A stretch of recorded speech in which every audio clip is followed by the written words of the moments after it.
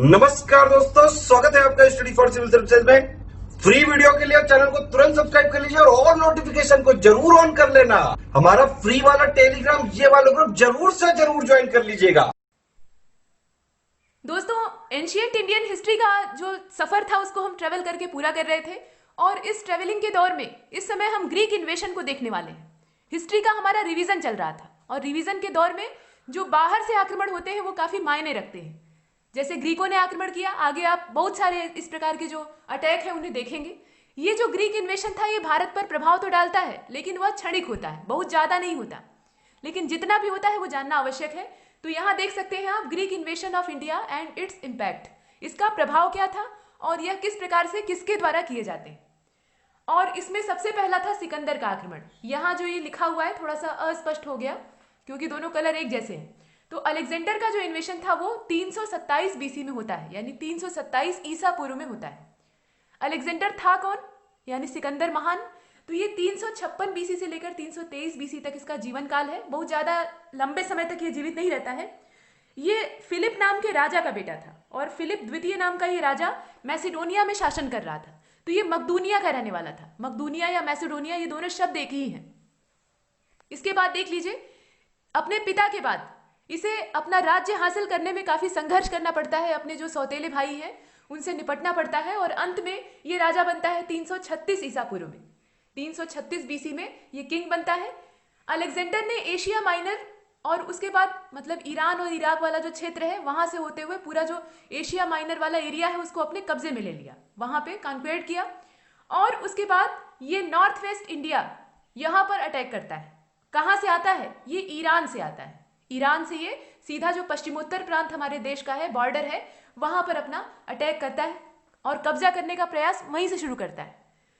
अब यहां पर देख लीजिए, नीचे कुछ और जानकारी है।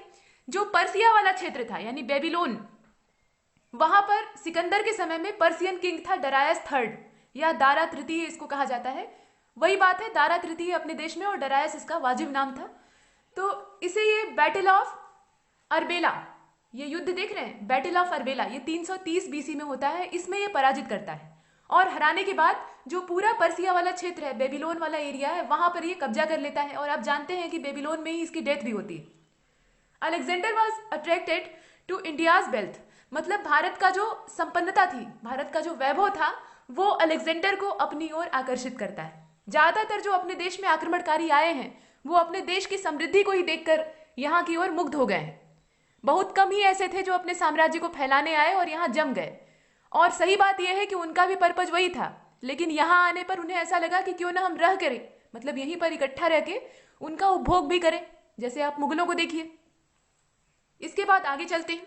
इन north west India just before Alexander's invasion, Alexander के आक्रमण से पहले जो नॉर्थ वेस्ट इंडिया था, या अलेक्जेंडर के आक्रमण के समय की भी यही बात है, तो नॉर्थ वेस्ट इंडिया में कोई एक साम्राज्य नहीं था। ये सबसे बड़ी समस्या थी और शायद यही कारण था कि सिकंदर यहाँ सफल होता है, उसे सफलता मिलती है। हालांकि वो अपना विजय अभियान आधा छोड़कर यहाँ से लौटना स्वीकार करता है क्योंकि उसकी सेना बहुत लंबे समय से युद्ध ही लड़ रही थी और इतने सारे बैटल्स को लड़ने के बाद वो थक गई रहती है और उसके सैनिक आगे नदियां पार करने से मना कर देते हैं, उसे भी आप देखेंगे। फिलहाल तो यहाँ पर ये नॉर्थ वेस्ट इंडिया वाला जो पोर्शन है, यहाँ छोटे छोटे राज्यों का उदय हुआ था, जैसे कि आम्भी ऑफ तक्षशिला, यहाँ आप देख रहे हैं। और इसके बाद यहाँ पोरस का नाम आता है, महाराज पुरुषोत्तम। इन्हें जो यूनानी थे वो पोरस कहते थे, इनका वाजिब नाम क्या था, पुरुषोत्तम था।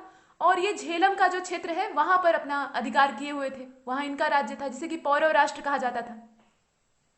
तो ये कुछ चीजें हैं, मतलब इस प्रकार के कुछ प्रमुख राजाओं का नाम लिखा हुआ है, लेकिन और भी छोटे छोटे राज्य यहाँ जन्म ले चुके थे। अब इसके बाद देखिए, आम्भी जो था ये बहुत कायर था और कायरता के चलते ये लड़ता नहीं है सिकंदर से। सिकंदर जब हमला करता है तो ये अपना भेंट और चढ़ावा लेकर उसके सामने प्रस्तुत होता है और उसकी जो सॉवर्निटी है उसको एक्सेप्ट कर लेता है, ये इसकी बात है। लेकिन जो पोरस रहते हैं यानी पुरुषोत्तम, वो स्वाभिमानी रहते हैं, उनका सेल्फ रिस्पेक्ट उन्हें इस बात की परमिशन नहीं देता कि वो इसके आगे इसके कदमों में सिर झुकाएं, और इसके चलते वो हिंसक रूप धारण करते हैं और इनके बीच में युद्ध होता है। Alexander was so impressed with Porus fight that he granted him his territory back.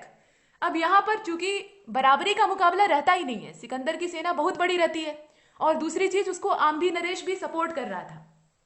ये जो तक्षशिला का राजा था आम्भी, ये अलेक्जेंडर को पूरी सेना देकर अपना सैन्य सहयोग और मार्गदर्शन, यहाँ पर देख लीजिए जो गाइडेंस होता है वो बड़ी चीज है। बाहर से कोई भी आक्रमण करने आएगा तो उसके पास कोई अपना जानकारी तो है नहीं इस देश के बारे में, तो यहाँ का अगर कोई गाइड उसे मिल जाए तो उसका काम आसान हो जाएगा। और आम्भी ने वही काम किया, इसने गाइड बनने का काम किया। इसने अलेक्जेंडर को बताया कि पौरव राष्ट्र है या पुरु है उनके अंदर कमियां कौन कौन सी हैं, या जो समकालीन शासक हैं उनके अंदर कौन कौन सी जो कमियां हैं वो सब सिकंदर को बताई। और उसके अलावा कैसे आप आक्रमण करेंगे तो जीतेंगे, ये तरीका भी आम्भी ने बताया।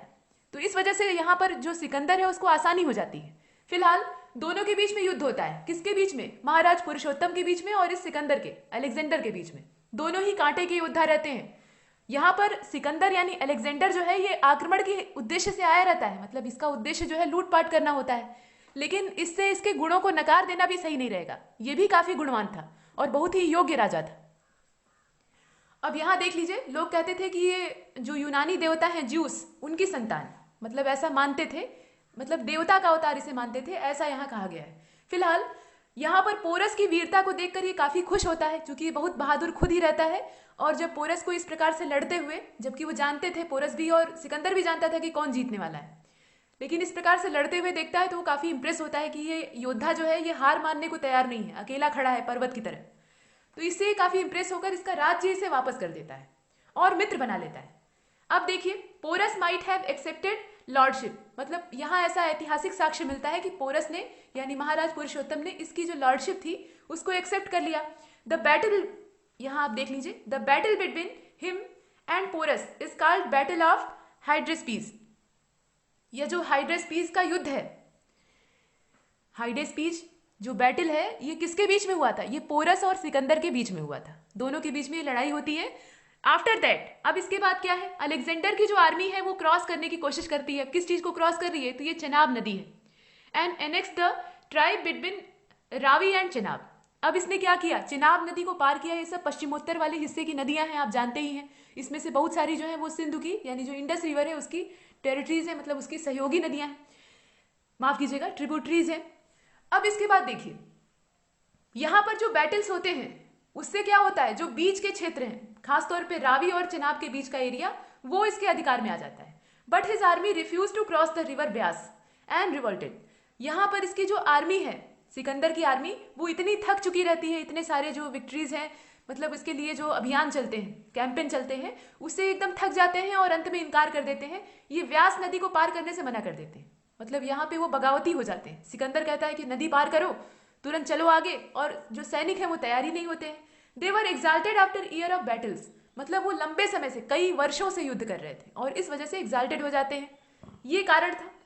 अब इसके बाद देख लीजिए, जब सेना ही तैयार नहीं होगी तो सिकंदर लड़ेगा कैसे? अकेले दम पर वो किसी भी राज्य को जीत नहीं सकता, ये तो स्वाभाविक है। कोई एक योद्धा विजेता नहीं बन सकता, उसको सहयोग चाहिए होता है।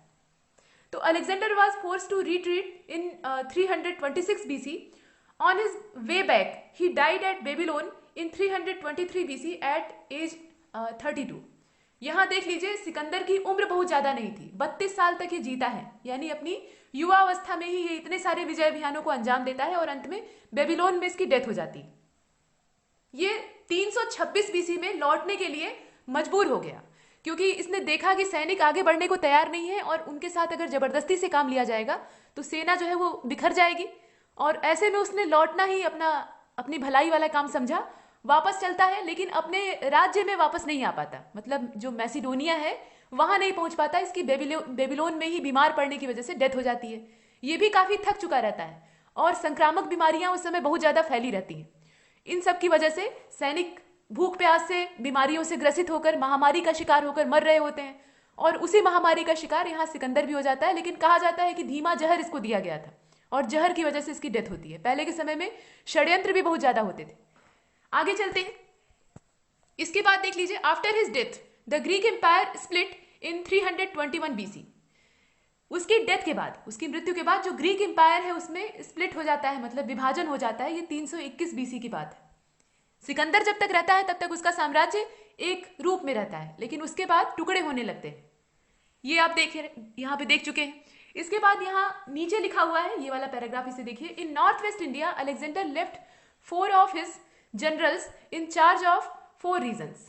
जो क्षेत्र सिकंदर ने जो नॉर्थ वेस्ट इंडियन पार्ट है उसमें जीते थे, वहां पर इसने अपने गवर्नर अपॉइंट किए। और गवर्नर कौन थे? वहां के शासक ही इसके गवर्नर थे। अब उनके पास शासक वाला जो तगमा था, उपाधि थी, वो नहीं रह जाती है, वो इसके गवर्नर बनकर रह जाते हैं। जैसे कि आम्बी है, इसके अलावा पोरस है, और भी बहुत सारे। अब देखिए, one of them being Seleucus Nicator, और सेल्यूकस निकेटर के बीच में लिखा हुआ है फर्स्ट, तो ये पहला सेल्यूकस था। तो इस प्रकार के कुछ यूनानी गवर्नर भी थे, ऐसा नहीं कि सब इंडियन जो किंग्स थे वही थे। गवर्नर अपॉइंट करने का मतलब ये होता है कि कुछ उसमें जो है आपको अपने वाले रखने हैं और कुछ बाहरी को भी रखना पड़ेगा, नहीं तो जो शासन है वो चल नहीं पाएगा, क्योंकि इनके जो गवर्नर है इन्हें हमारे देश के बारे में उतनी इंफॉर्मेशन तो है नहीं। तो इसके चलते सेल्यूकस फर्स्ट जो निकेटर है, इसका यहाँ जिक्र आता है, और who would later trade his territories in the Indus valley with Chandragupta Maurya. अब बाद में आप सेल्यूकस निकेटर को देखेंगे कि ये राजा के तौर पर उभरता है, और इसका चंद्रगुप्त मौर्य के साथ संघर्ष होता है, और अंत में संधि होती है, और संधि के स्वरूप इसे अपनी बेटी को, चंद्रगुप्त मौर्य को, देना पड़ता है, हेलेना को। तो इस प्रकार की जो संधियां हैं, ट्रीटीज है, उनका उल्लेख आगे मिलेगा। इसकी नींव कौन डालता है? अलेक्जेंडर ही डालता है। इसके बाद देख लीजिए, Eudemus was the last general of Alexander in India. Alexander के जनरलों के तौर पे, उसके जो नेटिव जनरल्स थे उनके तौर पे ये अंतिम था। देयर वर 8 इनहेरिटर ऑफ महाजनपद, माफ कीजिएगा, महापद्मनंद। यहाँ पे जो महापद्मनंद है उसके बारे में कहा जा रहा है, found in Purana and Buddhist text. इसके बाद Dhanananda was the last ruler of this dynasty. ये नंद वंश के बारे में, नंद डायनेस्टी के बारे में कहा जा रहा है, जो कि मगध साम्राज्य के दौर में होती है। मगध साम्राज्य पे शासन करने वाले बहुत सारी डायनेस्टीज हैं, उसमें हर्यक वंश से हम शुरू करते हैं और अंत में नंद वंश तक देखते हैं। और उसके बाद जो मौर्यन एम्पायर यहाँ पे स्टैब्लिश होता है वो अलग ही है, उसको मगध क्षेत्र में जोड़कर नहीं देख सकते, क्योंकि चंद्रगुप्त मौर्य का जो क्षेत्र था वो बहुत विस्तृत था। उसने अखंड भारत की स्थापना का संकल्प लिया था, और चाणक्य का यही स्वप्न था, और उसे वो काफी हद तक पूर्ण भी करता है। तो वहां पर हम मगध साम्राज्य नहीं बल्कि मौर्यन एम्पायर के तौर पे उसे देखेंगे। तो यहाँ अंत कहाँ तक होता है? महापद्मनंद और ये धनानंद जो इसका अंतिम रूलर था, यहाँ पर होता है। इसके बारे में कहा गया है who was also contemporary of Alexander. यहाँ देख लीजिए, धनानंद के बारे में कहा गया है, जो कि लास्ट था। ये सिकंदर का समकालीन था, उसका कंटेम्प्रोरी था, दोनों का जीवन काल एक ही समय का है। Greek writer refer him as Agrammes. जो यूनानी लेखक हैं वो इसे अग्रमीज के नाम से रिफर करते हैं, संबोधित करते हैं। इसके बाद जेनोफोन डिस्क्राइब हिम, जेनोफोन नाम का जो दार्शनिक है वो यहाँ पर इसे डिस्क्राइब करता है एक वेल्दी पर्सन के तौर पे, मतलब एक अमीर आदमी के तौर पे। तो राजा है तो अमीर तो होगा ही, राजा के पास तो दौलत की कमी ही नहीं है, लेकिन इसके पास कुछ ज्यादा ही संपदा थी। महापद्मनंद भी इतनी ज्यादा दौलत नहीं जुटाया था जितना ये जुटा लेता है। कैसे? तो ये शोषण करने वाला रहता है, मतलब ये निरंकुश और अत्याचारी रहता है, जनता के ऊपर मनमाने टैक्स थोप देता है, और इससे क्या होता है, उसे बहुत सारी आमदनी होती है। लेकिन इसका जो दुष्परिणाम है वो ये होता है कि जनता असंतुष्ट हो जाती है, और अंत में जब चंद्रगुप्त मौर्य और चाणक्य वाला विकल्प उन्हें दिखाई देता है तो वो बहुत सहर्ष स्वीकार कर लेते हैं, और उसके बाद चंद्रगुप्त मौर्य का रास्ता आसान हो जाता है। तो जनता में असंतोष इसके समय में फैल जाता है। अब इसके बाद देख लीजिए, भद्रशाल वाज हिज कमांडर। इसका जो कमांडर था उसका नाम भद्रसाल था। ये कुछ हमने देखा। इसके बाद यहां आप नीचे वाला पैराग्राफ देख सकते हैं। Ashvaka was a frontier republic at the time of invasion of Alexander, whose capital was Masaga. According to Greek writer, the women had take up arm against Alexander. यहाँ पे अस्वक नाम का जो जनपद है या राज्य है उसके संदर्भ में कहा गया है। उसकी विशेषता क्या थी कि यहाँ पर महिलाओं का शासन था, ये वुमेन्स के अंतर्गत आता था। क्यों? क्योंकि यहाँ पर सिकंदर ने पहले ही जो पुरुष थे उन्हें मौत के घाट उतार दिया था। जो पुरुष राजा यहाँ पर शासन कर रहे थे उन्हें सिकंदर मरवा देता है, तो उसे लगता है कि उसका रास्ता साफ हो गया, लेकिन जैसे ही वो जाने के लिए मुड़ता है वैसे ही यहाँ महिलाएं जो है वो शासन की बागडोर अपने हाथ में ले लेती हैं और सिकंदर के सामने खड़ी हो जाती है। अब इससे क्या होता है, यहाँ ग्रीक राइटर जो है ये उल्लेख करते हैं, ग्रीक राइटरों का ऐसा कहना है जो विदेशी थे उनका, कि सिकंदर ने बड़े पैमाने पर जो महिलाएं हैं उन्हें मौत के घाट उतार दिया। या ये कहा जाता है कि यहाँ पर जितने स्त्री और पुरुष थे सभी नरसंहार में मारे जाते हैं, सिकंदर की सेना उन्हें मार डालती है। तो महिलाओं के द्वारा हथियार उठाने का जो प्रमाण है वो यहाँ से मिलता है। The first 3 reason given behind the success of Alexander in India, मतलब अलेक्जेंडर जो है वो भारत में सक्सेस तो हासिल करता ही है, इसमें कोई डाउट नहीं है। भले ही वो वापस लौटता है, लेकिन वापस लौटने से पहले उसने काफी ज्यादा सक्सेस को अचीव किया था। तो उसके बारे में कहा जा रहा है कि उसके जो रीजंस हैं कौन कौन से हैं। यहाँ डॉक्टर हेमचंद्र राय चक्रवर्ती का नाम आता है, हैड मेंशन 20 इंडिपेंडेंट। देखिए रीजन जो है यहाँ दिए नहीं है, सबसे बड़ी बात यह है, सिर्फ कहा गया है कि कुछ महत्वपूर्ण रीजंस थे। और रीजंस में सबसे बड़ा जो कारण है वो ये है कि यहाँ के राजा एकजुट नहीं थे, उनके बीच में फूट पड़ी हुई थी। ऐसा आप मध्यकाल में भी देखेंगे, मेडिवल टाइम पीरियड में बाहर से जो मुस्लिम आक्रमण होते हैं उसका सामना यहाँ के राजपूत या जो राजा है वो नहीं कर पाते। और इसके पीछे रीजन क्या है कि वो आपस में लड़ने में व्यस्त रहते हैं। आपने पृथ्वीराज चौहान और उसके बाद जयचंद का उदाहरण देखा है, उनके बीच में ही संघर्ष रहता है और वहां गोरी उसका फायदा उठा लेता है। तो उसी प्रकार से सिकंदर भी यहाँ फायदा लेता है। जैसे आम्भी नरेश उस समय का पावरफुल राजा था, तक्षशिला पे उसका शासन था, और जो पोरस थे यानी पुरुषोत्तम थे वो झेलम नदी वाले क्षेत्र पर एकदम डट कर खड़े थे और दोनों के पास सामर्थ्य की कमी नहीं थी, लेकिन आपस में पटती ही नहीं थी, दुश्मनी ठाने हुए थे और इन्हें जरा भी आभास नहीं था कि बाहर से कोई आकर इस प्रकार से कब्जा कर सकता है। तो ये सबसे बड़ा कारण था। अब देखिए डॉक्टर हेमचंद्र राय चक्रवर्ती ने यहाँ पर मेंशन किया है 20 independent power of that time, उस समय की 20 स्वतंत्र शक्तियों को, जो कि उस समय काफी ज्यादा पावरफुल, एक तरह से पॉपुलर भी थी और पावरफुल भी थी। It means there was no central authority in India. मतलब इसका साफ साफ अर्थ यही निकल रहा है कि 20 इंडिपेंडेंट पावर यहाँ पर क्रिएट हो रही है। इसका मतलब है कि कोई सेंटर पॉइंट है ही नहीं, यहाँ बिखराव है, सेंट्रल अथॉरिटी इंडिया में है ही नहीं है। इसके बाद देख लीजिए अनडाउटली हिज का मतलब यहाँ पे अलेक्जेंडर के बारे में कहा जा रहा है, आर्मी वाज सुपीरियर। देखिए सिर्फ इतना ही कारण नहीं है कि फूट पड़ी हुई थी और राज्य बिखरे हुए थे, इसके अलावा अलेक्जेंडर की जो सेना थी वो काफी मजबूत भी थी, बड़ी सेना थी। सबसे बड़ी बात उनका सैन्य बल ज्यादा था और दूसरी चीज उनके अंदर युद्ध का कौशल था, उतना ज्यादा कौशल हमारे राजाओं के पास नहीं था। मेनी इंडियन टेरिटर किंग लाइक आम भी सपोर्टेड हिम। और सबसे बड़ा जो कारण था, ये सब तो चीजें है ही है, उसके अलावा कुछ विभीषण भी होते हैं जो कि लंका ढाने का काम करते हैं। तो यहाँ आम भी जैसे कुछ कायर राजा जो है वो जाकर पहले ही घुटने टेक देते हैं और इनके फेवर में हो जाते हैं, क्योंकि उन्हें अपना बदला लेना था और बदला जो है सिकंदर के माध्यम से पूरा हो सकता है। अकेले दम पे तो इन्हें मतलब हमला करने की हिम्मत ही नहीं है। तो इसी के चलते आम भी जैसे जो राजा है वो सपोर्ट करते हैं। Being good administrator was not reason behind his victory over India. यहाँ पर ये जो हेमचंद्र राय हैं इतिहासकार, इन्होंने ऐसा कहा है कि कुछ लोग कह रहे हैं कि ये बहुत अच्छा प्रशासक था। सिकंदर के अंदर प्रशासन संभालने के बहुत सारे गुण थे, वो अच्छा राजा था और इस वजह से जीतता है। तो ये कारण नहीं है, अच्छे राजाओं की कमी नहीं है। अपने देश में भी जो उस समय तत्कालीन राजा थे वो तनिक भी कम नहीं थे, गुण में सिकंदर से भारी ही पड़ते थे। लेकिन सबसे बड़ा कारण यही था, जो आपस में इनका एकता का अभाव था। उसके अलावा जो दूसरी चीज है कि सैन्य बल इनका कम था और युद्ध कौशल में कमी थी, ये सबसे बड़ी कमजोरी थी। ये हमने देखा। अब इसके बाद देख लीजिए after demolishing the Hakhamani empire. ये जो हखमनी एम्पायर यानी हखमनी राजवंश है, इसको कब डिमोलिश किया जाता है? 327 बीसी में। और किसके द्वारा? तो अलेक्जेंडर के द्वारा। Alexander started his Indian campaign. इसके बाद अलेक्जेंडर का जो उत्साह है एक तरह से वो बहुत ज्यादा बढ़ जाता है, ये बहुत ज्यादा मोटिवेशन यहाँ से प्राप्त करता है और उसके बाद भारत विजय के अभियान को लेकर निकल पड़ता है विथ अ ह्यूज आर्मी। वहां से ये बहुत बड़ी सेना को कलेक्ट करता है, यानी इसका लगातार आपने देखा है एशिया माइनर वाले क्षेत्र में विजय अभियान चल रहा है। तो ये विश्व विजय का सपना रखता था, मतलब दुनिया को ये जितनी दूर तक देखता था उतने दूर तक अपने साम्राज्य के विस्तार की इच्छा रखता था। और उसी के चलते ये भारत विजय के अभियान पर निकल पड़ता है, क्योंकि वहां उसे ऐसी न्यूज मिलती है कि भारत काफी संपन्न है। उस समय हमारा देश सोने की चिड़िया कहा जाता था। ये जो विदेशी है ये हमारे धन के लालच में यहाँ आते हैं। अब इसके बाद देख लीजिए after 2 years he return to Greek from Patala in 325 BC.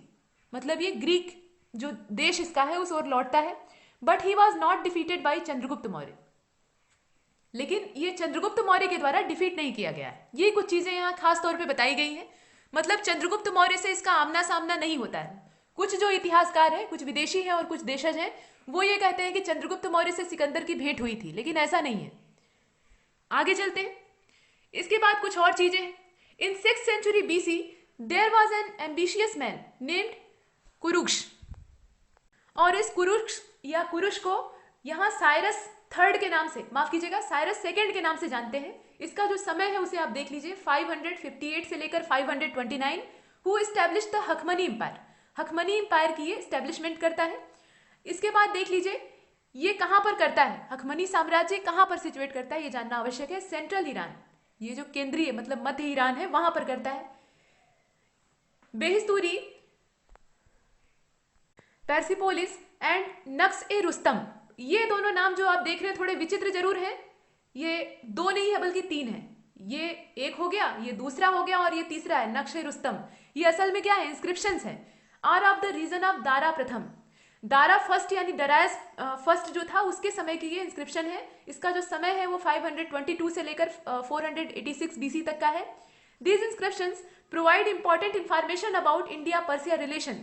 मतलब ये जो इंस्क्रिप्शन है यानी अभिलेखीय साक्ष्य है, इनके द्वारा भारत और फारस के बीच में जो संबंध थे, किस प्रकार के ट्रेड रिलेशन, वो सब यहाँ पर दर्शाए गए हैं। और भी कहा गया है the 23 provinces in the empire of Dara प्रथम या डरायस प्रथम इसको आप कह सकते हैं, has been mention in the Behistun inscription. ये जो बेहिस्तून का अभिलेख है, इससे इस प्रकार की जानकारी प्राप्त होती है कि कुल मिलाकर 23 प्रोविंसेस ये दारा प्रथम के एम्पायर में मर्ज किए गए थे, मतलब बिलोंग करते थे। इससे एक अर्थ ये साफ साफ निकल कर आता है कि ये जो डरायस फर्स्ट है या दारा फर्स्ट है, ये काफी ज्यादा पावरफुल रहा होगा। तो ये हम बात कर रहे हैं हकमनी एम्पायर की, जो कि यहाँ ईरान वाले क्षेत्र में उस समय बिलोंग करता था। आगे चलते हैं। इसके बाद हेरोडोट्स के बारे में देख लीजिए। इसे इतिहास का पिता कहा जाता है। तो ये इतिहास के जो पिताजी हैं, इन्होंने कहा है describe that India was the 20th province of Dara's empire. भारत जो है ये 20th, मतलब ये 20th प्रोविंस था किसका? दारा प्रथम के एम्पायर का। और भी कुछ चीजें हैं। इसके बाद टेरस वॉज द स्टेट डॉक्टर यानी राज्य वैद्य। स्टेट डॉक्टर का मतलब यहाँ पे राज्य वैद्य है। तो ये किसका था? अतर्जरक्सिन का ये राजवैद्य था। राजवैद्य का मतलब यहाँ पे डॉक्टर से है, तो वो ये यूनानी चिकित्सा पद्धति को अपनाते थे। मतलब यहाँ पे जो हकीम होते हैं ना, उस टाइप के ये लोग होते थे। और ये काफी ज्यादा उस समय फेमस था चिकित्सा के क्षेत्र में, इसका नाम बहुत ज्यादा था। और भी देख लीजिए। A new script name Kharosthi originated out of the Iranian Aramaic script evolve in north western India as an result of Persian relation. यहाँ पर कुछ जो तत्कालिक प्रभाव भारत पर पड़े वो कैसे थे ये बताया गया है। तो यहाँ एक नई लिपि का नाम दिया गया है, एक नई स्क्रिप्ट का नाम दिया गया है, जो कि है खरोष्ठी। और इसका जो जन्म है वो कहाँ से होता है? इसका जन्म होता है अरमाइक स्क्रिप्ट से। अरमाइक लिपि से एक नई जो पद्धति है वो डेवलप होती है, उसको हम कहते हैं खरोष्ठी। इसमें जो देशज भाषाएं हैं और देशज लिपियां हैं उनका भी मेल रहता है, और ये जो अरमाइक है इसका प्रभाव ज्यादा रहता है। और ये नॉर्थ वेस्टर्न इंडिया में ज्यादा फेमस होती है, प्रचलित होती है। और ये पर्सियन रिलेशन का प्रभाव था। जो फारसी संबंध हमारे थे देश के, उसका ये नतीजा था। There were 8 inheritors of Mahapadmananda found in Purana. मतलब महापद्मनंद के 8 उत्तराधिकारियों का जो उल्लेख है, महापद्मनंद और उसकी जो संतति थी वो लंबे समय तक नंद वंश में शासन करते हैं। और महापद्मनंद ये काफी ज्यादा चक्रवर्ती राजा के तौर पर उभरता है। तो पुराणों में इनका उल्लेख मिलता है। और इसके अलावा सिर्फ पुराण में ही नहीं बल्कि जो बुद्धिस्ट टेक्स्ट हैं उसमें भी इस प्रकार की जानकारी प्राप्त होती है। और उसके बाद आपने देखा ही है कि धनानंद जो था ये इस डायनेस्टी का लास्ट रूलर था, और ये सिकंदर का समकालीन था। जो ग्रीक राइटर्स हैं वो इसे अग्रमीज के नाम से जानते हैं। और जेनोफोन ऐसा कहता है कि ये काफी वेल्दी पर्सन था, मतलब काफी अमीर आदमी था। अमीर कैसे बना ये आपने पीछे देखा है, यही रिपीटेड पैराग्राफ यहाँ दे दिया है। इसके बाद आगे चलते हैं। यहाँ पे हकमनी साम्राज्य को डिमोलिश करने के बाद 327 बीसी में अलेक्जेंडर जो है वो इंडिया का कैंपेन स्टार्ट करता है। और उसकी जो आर्मी है वो काफी ज्यादा ह्यूज रहती है। ह्यूज आर्मी का होना भी एक बड़ी बात थी यहाँ विजय हासिल करने में। ये चीजें आपने देखी हैं। और ये पूरा पैराग्राफ यहाँ रिपीट कर गया है दोस्तों, तो इसमें ज्यादा समय खपाने की आवश्यकता नहीं है। ये आपने देखा है कि कैसे ये जो यहाँ आप देख सकते हैं। After 2 year he return to Greek from Patala in 325 BC. और अशक नाम का जो एक फ्रंटियर रिपब्लिक है यानी गणराज्य है, वो इसके रास्ते में आता है और सिकंदर इसे जीतने का प्रयास करता है। तो पहले तो वहां के जो पुरुष योद्धा रहते हैं वो सिकंदर के सामने आते हैं, और ये वॉरियर्स बहुत बहादुरी से लड़ते हैं, लेकिन सिकंदर सबको मार देता है। तो उसके बाद उनकी जो विधवाएं और उनके राज्य की जो स्त्रियां थीं वो सिकंदर के सामने हथियार लेकर खड़ी हो जाती हैं, और सिकंदर इन सबको मौत के घाट उतार देता है। इस प्रकार का जो उल्लेख है वो प्राप्त होता है, इसे हमने देखा। इसके बाद यहां से देखिए द रियलम ऑफ पुरु। महाराज पुरु या पोरस इन्हें यूनानी कहा करते थे। तो इनका जो साम्राज्य था ये कहां पर था? ये झेलम और चेनाब नदी के बीच में था। उसके बीच का जो उर्वर क्षेत्र था, नदी के बीच वाला क्षेत्र, मतलब वहां पर एक तरह से दोआब जैसी स्थिति पैदा होती है और वहां की मिट्टी काफी उपजाऊ होती है। तो ये राज्य काफी फला फूला हुआ था, मतलब समृद्ध था। और आम्भी नरेश जो था तक्षशिला का राजा, वो इनकी संपन्नता से भी जलता था। हालांकि दुश्मनी का कारण कुछ दूसरा था, वो वैवाहिक संबंधों पर आधारित कारण था, मतलब वहां पर अपमान का कुछ प्रसंग था। उसे यहाँ उल्लेखित करना आवश्यक नहीं है। देख लीजिए, झेलम और चिनाब के बीच में इसका राज्य जो था वो था। और यहाँ कहा गया है कि Alexander defeated him on the bank of Jhelum river. Jhelum नदी के किनारे अलेक्जेंडर ने इसे हराया था। But he was impressed by his courage. इसके साहस से, मतलब महाराज पुरुषोत्तम के साहस से सिकंदर काफी ज्यादा इंप्रेस होता है और इसके बाद इन्हें अपना मित्र बना लेता है और इनका जो राज्य है वो इन्हें वापस लौटा देता है। और सिर्फ उतना ही नहीं लौटाता जितना इनका राज्य था पौरव राष्ट्र, उसके अलावा आसपास का भी काफी जो बड़ा एरिया था वो पुरु के अधीन कर देता है। इस प्रकार की चीजें हैं। तो यहाँ जो फ्रेंडशिप है वो बराबरी की नहीं थी। फ्रेंडशिप का मतलब यहाँ पर यह है कि पुरु जो है इसकी अधीनता स्वीकार करें। तो महाराज पुरुषोत्तम को यह लगा कि मेरे राज्य का जो गौरव है वो बचा हुआ है, तो सिकंदर के अधीन आने में कोई दिक्कत नहीं है, तो अंत में ये अधीनता स्वीकार करते हैं, ऐसा ऐतिहासिक प्रमाण मिलता है। लेकिन जो हमारी पौराणिक या जो हमारी मतलब दंत कथाएं हैं उसमें ऐसा नहीं कहा गया है। उसमें ये दिखाया गया है कि सिकंदर के सामने ये कतई झुकते नहीं है। आपने एक सीरियल देखा होगा, पोरस के नाम से आता था, उसमें पूरा फुल एपिसोड दिखाया गया था, तो उसमें आपने देखा कि पुरु अंत तक झुकता नहीं है। तो वो एक कल्पना है। जो ऐतिहासिक प्रमाण है वो यही कहते हैं कि अंत में ये झुक जाते हैं और इसकी अधीनता स्वीकार करके जो राज्य बदले में मिलता है उसको लेकर शासन करते हैं। इसके बाद कुछ और चीजें हैं, यहां देख लीजिए। अच्छा, एक चीज और है कि जब सिकंदर महाराज पुरु को पराजित करता है, पुरुषोत्तम को हराता है, तो उसके बाद उनका हाथ पैर बांध के उन्हें बंदी के रूप में इसके दरबार में, जहां ये बैठकर अपना दरबार लगाया रहता है, वहां पेश किया जाता है उसके शिविर में। तो सिकंदर इससे बहुत ही खुश होकर पूछता है, मतलब अभिमान के साथ पूछता है कि कहो तुम्हारे साथ कैसा बर्ताव किया जाए।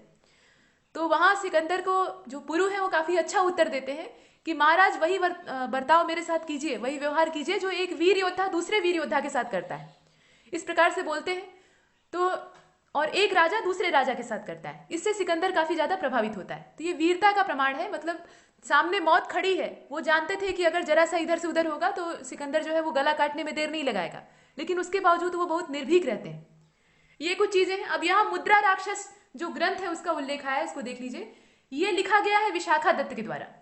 और इससे क्या जानकारी प्राप्त होती है? ये मौर्यकालीन है। सबसे बड़ी बात तो ये provide the various information about Chandragupta Maurya. इससे चंद्रगुप्त मौर्य के बारे में बहुत सारी इंफॉर्मेशन प्राप्त होती है और इसमें चंद्रगुप्त मौर्य की पानी पी पी कर निंदा की गई। चंद्रगुप्त मौर्य को एक महान चक्रवर्ती राजा के तौर पर नहीं, बल्कि एक शूद्र और वृषल कुल का बताया गया है। उसके साथ साथ ये भी बताया गया है कि ये कुछ बाहर वाला नहीं था, ऐसा नहीं कि ये जनता की ओर से आया था, जनता का प्रतिनिधि था। ये बताया गया है कि ये नंद वंश की ही औलाद था, मतलब नंद वंश में ही इसका जन्म हुआ था और बाद में ये मतलब एक तरह से अवैध उत्तराधिकारी के तौर पे नकार दिया जाता है और उसी प्रतिशोध का बदला लेने के लिए ये वापस लौटता है और उसके बाद धनानंद को मार डालता है और शासन पर कब्जा कर लेता है। इस प्रकार की चीजें हैं। तो ये उल्लेख यहीं पर मिलता है। बाकी जो ग्रंथ हैं या टेक्स्ट हैं उनमें इस प्रकार की जानकारी नहीं प्राप्त होती है। इसके बाद देख लीजिए, ढूंढीराज हैज, यहाँ राइटर का नाम आप देख रहे हैं, ये नाम क्या है? ढूंढीराज का है। तो ढूंढीराज जो है ये रिटन मतलब एक लिखते हैं क्या चीज?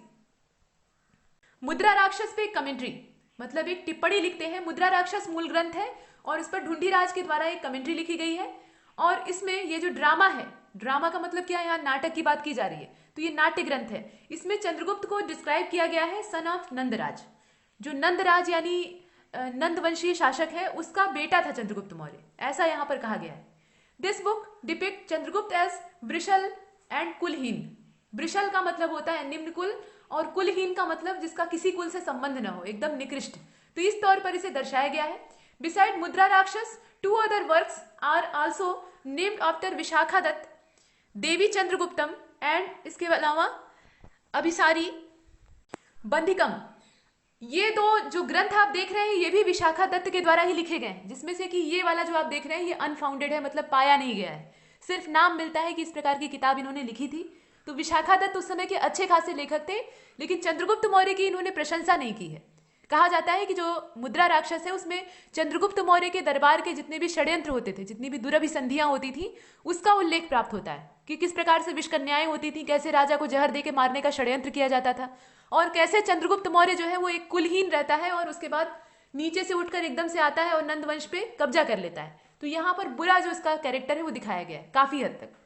हालांकि कुछ अच्छी चीजें भी बताई गई है, लेकिन बुराई ज्यादा है। आगे चलते हैं। यहाँ आप देख सकते हैं डाइमेकस के बारे में कहा गया है, had not came to India with Alexander. ये जो डाइमेकस था ये अलेक्जेंडर के साथ भारत नहीं आता है। According to Strabo, Seleucid emperor Antiochus sent his ambassador in the court of Bimbisar named Dimachus। ये जो डाइमेकस नाम का अम्बेसडर है ये क्या था, एक अम्बेसडर था किसका, तो ये एंटियोकस का था। एंटियोकस नाम के सम्राट का एम्बेसडर था और ये बिम्बिसार के दरबार में आता है। माफ कीजिएगा, यहाँ पर बिंदुसार होगा, यहाँ बिम्बिसार नहीं होगा, ये लिखा हुआ है, मिसप्रिंट है। बिंदुसार कौन था, ये चंद्रगुप्त मौर्य और दुर्धरा का बेटा था। इसके पूरे शरीर पर डॉट्स थे, इसी वजह से इसे बिंदुसार कहा जाता था। इसके बाद कुछ और चीजें हैं। पर्सियन इन्वेशन को देख लीजिए। ये तो आपने जो यूनानी आक्रमण था उसको देखा, फारस से भी आक्रमण होते हैं, यानी ईरानियों का भी यहाँ हमला होता है। और फर्स्ट जो फॉरेन इन्वेशन है इंडिया पर वो हकमनी राजाओं के द्वारा किया जाता है। हकमनी साम्राज्य को आपने पीछे देखा है, ये काफी बड़े रूप में उभर कर सामने आता है और उसी के जो राजा हैं वो अपनी विस्तारवादी महत्वाकांक्षा के चलते यहाँ हमला करते हैं। डायनेस्टी ऑफ ईरान, ये जो हकमनी डायनेस्टी है ये कहाँ की है, ईरानी डायनेस्टी है। The founder of Hakamani dynasty was Cyrus second. इसको कुरुक्ष कहा जाता था या कुरुच कहा जाता था, इसका असली नाम था साइरस सेकेंड। ये जो नाम है ये अपने देश में बुलाया जाता था, लेकिन इसका असली नाम था साइरस सेकेंड। इसके बाद कुछ और चीजें हैं। डरायस यानी दारा प्रथम जो था ये सक्सेसर था किंग कुरुश का यानी साइरस का, और इसकी जो तारीख है वो 516 बीसी है। इसने कंबोज वाले क्षेत्र पर और इसके अलावा वेस्टर्न गांधार वाला जो क्षेत्र है, इंडस वैली का जो रीजन है उस पर अपना कब्जा किया था। यानी हकमनी साम्राज्य ने भी भारत पर धावा बोला था, लेकिन इनका जो प्रभाव है वो सिकंदर जितना स्थायी नहीं होता है। इफेक्ट क्या पड़ता है, कुछ ना कुछ प्रभाव तो पड़ेगा, चाहे वो अल्पकालिक आक्रमण हो या दीर्घकालिक हो। तो यहाँ पर पहला जो इसका इफेक्ट था वो ये था कि इंडिया का जो रिलेशन था वो वेस्टर्न कंट्रीज के साथ और मजबूत होता है। यहाँ पर ऐसा नहीं कि युद्ध हो रहा है तो सिर्फ नुकसान ही होगा, व्यापारिक संबंध भी स्थापित होते हैं।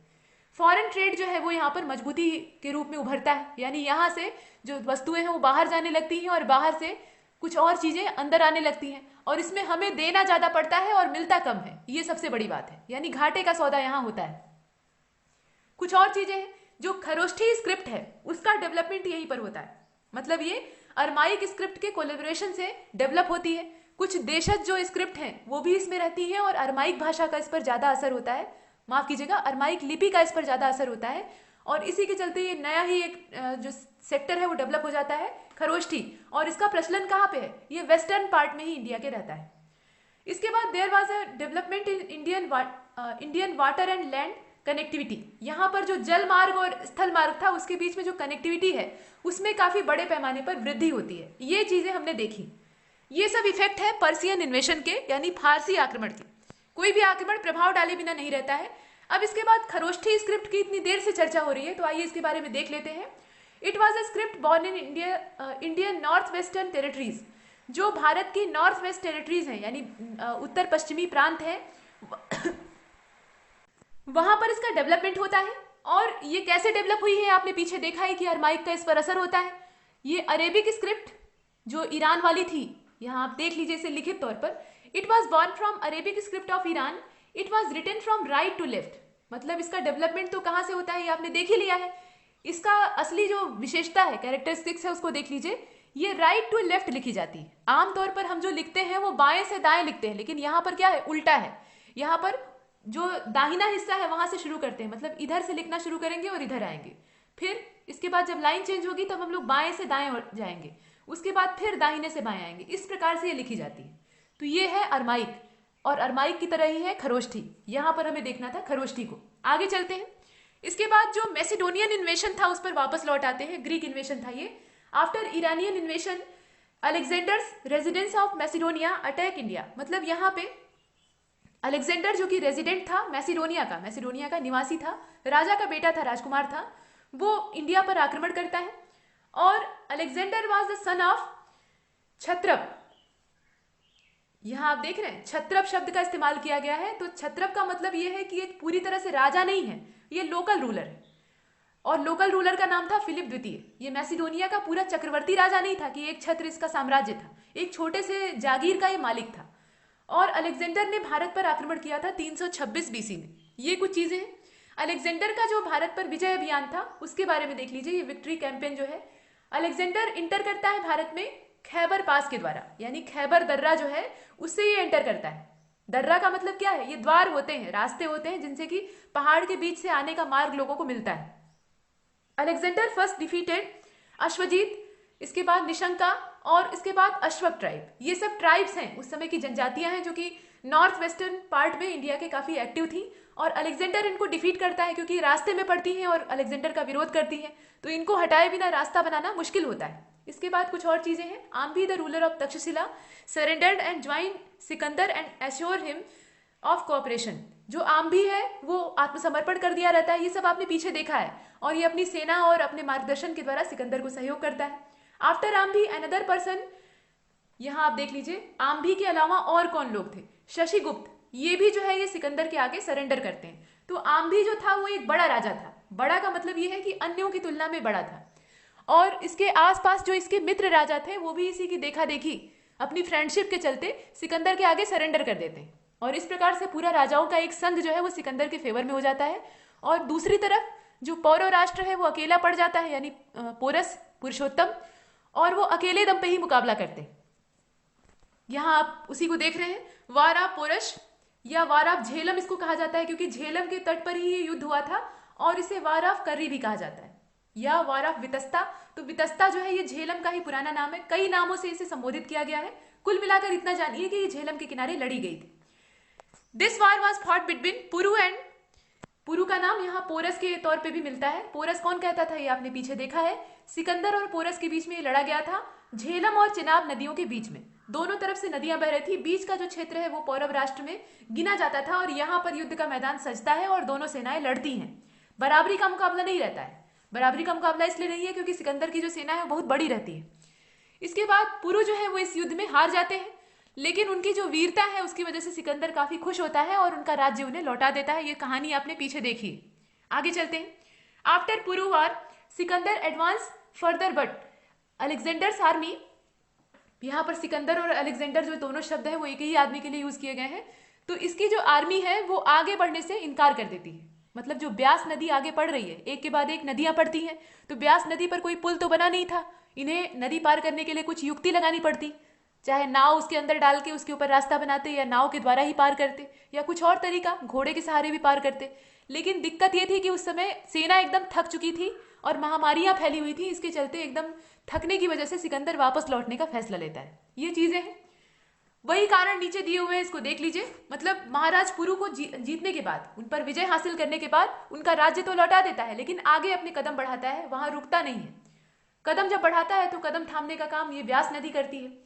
Reasons for Alexander's armies refusal to cross the Vyas river, Vyas नदी पार करने से मना करने का अलेक्जेंडर की सेना का कारण क्या था?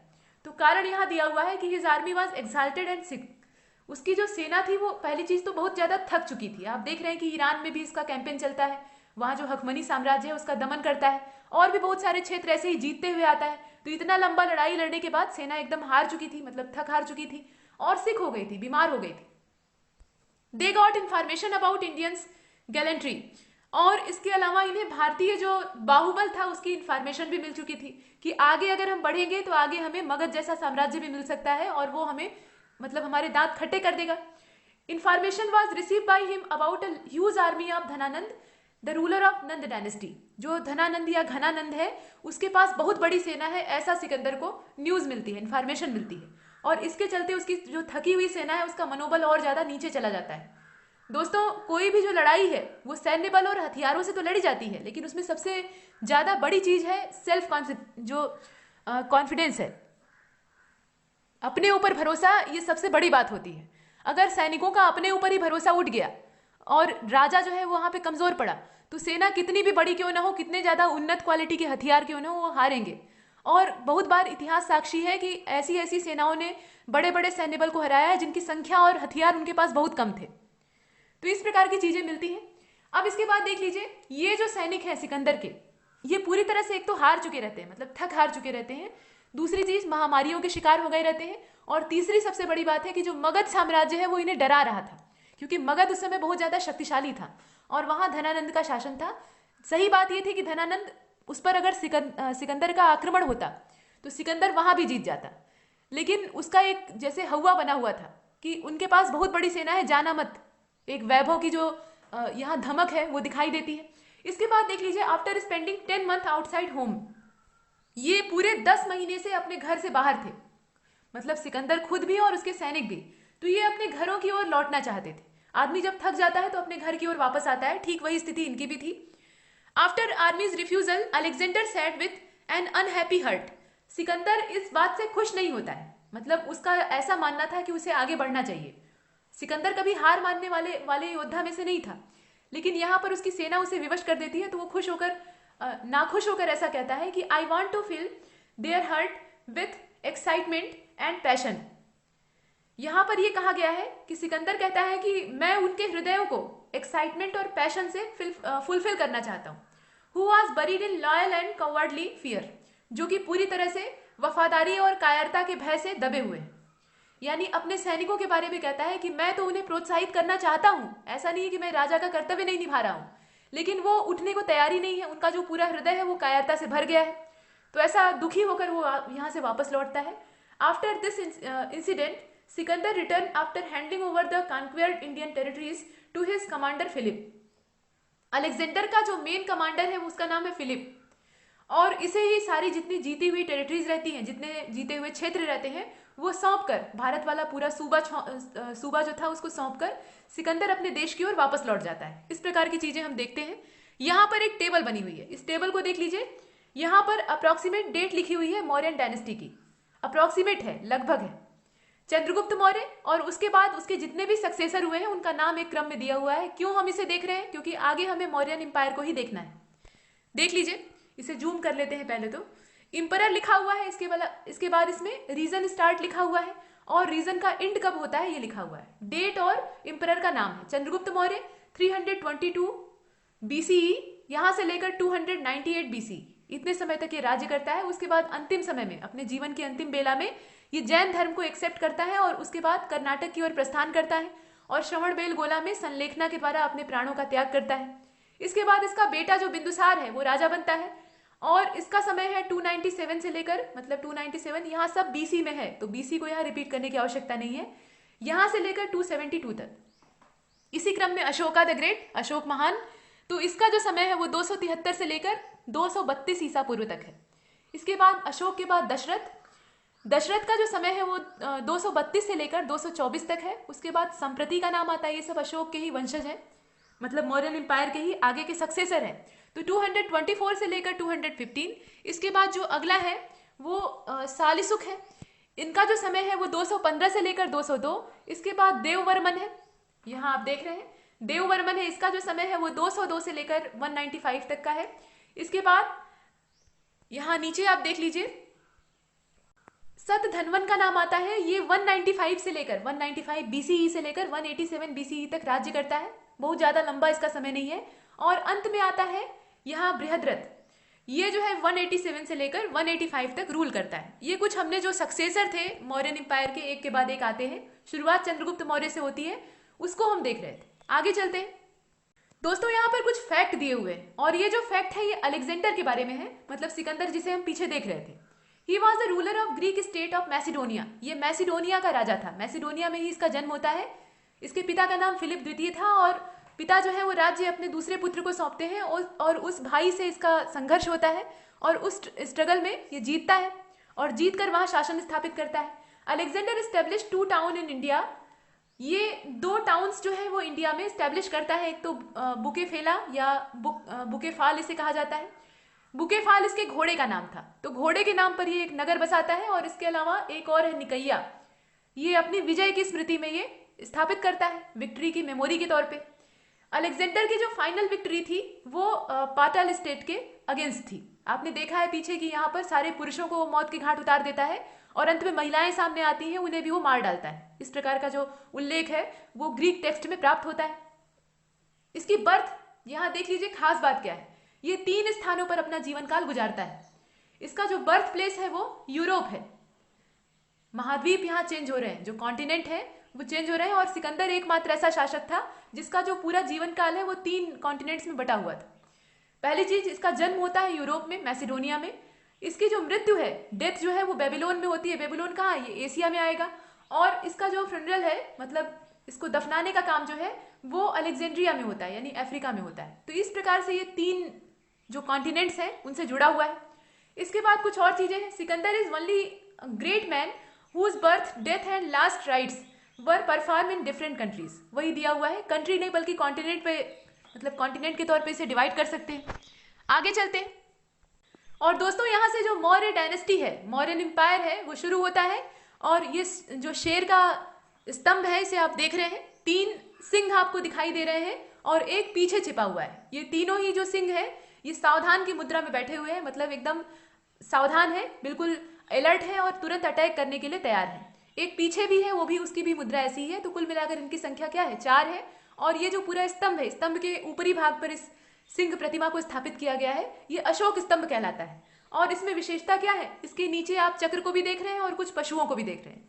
तो ये जो पूरा मौर्यन एम्पायर है और ये जो हमारा राजकीय चिन्ह है जिसके नीचे सत्यमेव जयते लिखा हुआ है, ये भारत सरकार का और भारत का प्रतीक है। इसके बारे में भी हम देखेंगे, लेकिन वह सब चर्चा अगले वीडियो लेक्चर में होगी। और तब तक के लिए नमस्कार।